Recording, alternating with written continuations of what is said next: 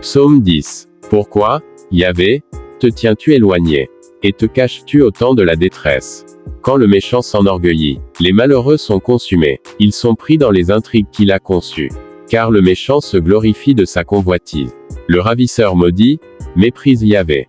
Dans son arrogance, le méchant dit, il ne punit pas.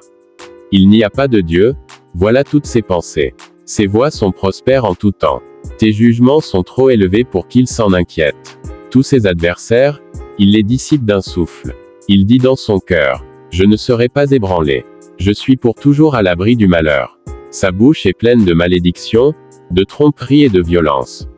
Sous sa langue est la malice et l'iniquité. Il se met en embuscade près des hameaux. Dans les lieux couverts il assassine l'innocent. Ses yeux épient l'homme sans défense. Il est aux aguets dans le lieu couvert. Comme un lion dans son fourré. Il est aux aguets pour surprendre le pauvre. Il se saisit du pauvre en le tirant dans son filet. Il se courbe, il se baisse. Et les malheureux tombent dans ses griffes. Il dit dans son cœur, Dieu a oublié. Il a couvert sa face, il ne voit jamais rien. Lève-toi, Yahvé, ô Dieu, lève ta main. N'oublie pas les affligés. Pourquoi le méchant méprise-t-il Dieu? Pourquoi dit-il en son cœur, tu ne punis pas? Tu as vu pourtant, car tu regardes la peine et la souffrance. Pour prendre en main leur cause. À toi s'abandonne le malheureux, à l'orphelin tu viens en aide. Brise le bras du méchant, l'impie, si tu cherches son crime, ne le trouveras-tu pas.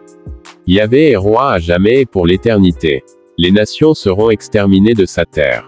Tu as entendu le désir des affligés, Yahvé. Tu as fermi leur cœur, tu prêtes une oreille attentive.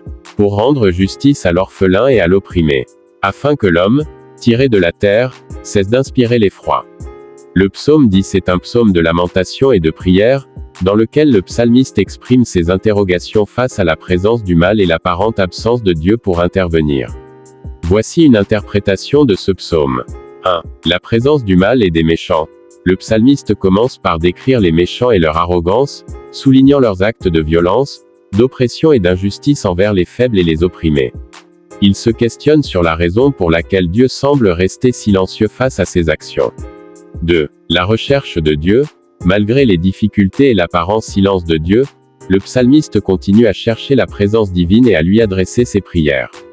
Il espère que Dieu ne restera pas indifférent aux souffrances des justes et qu'il interviendra pour rétablir la justice. 3. La confiance en la justice divine. Le psalmiste exprime sa foi en la justice de Dieu et en sa capacité à juger les méchants. Il croit que Dieu voit tout et qu'il ne laissera pas le mal triompher éternellement, même si cela semble être le cas dans le moment présent. 4. La demande de délivrance et de justice. Le psalmiste implore Dieu de se lever et d'intervenir pour secourir les opprimés, pour briser le bras des méchants et pour rendre justice aux faibles. Il demande à Dieu d'agir selon sa nature miséricordieuse et juste. 5. La reconnaissance de la souveraineté divine. Le psaume se termine par une affirmation de la souveraineté de Dieu sur toute la création. Le psalmiste se confie en la capacité de Dieu à régner éternellement et à exaucer les prières des humbles. N'oubliez pas de vous abonner à la chaîne YouTube Instinct Divin, aimer la vidéo et la partager avec vos proches.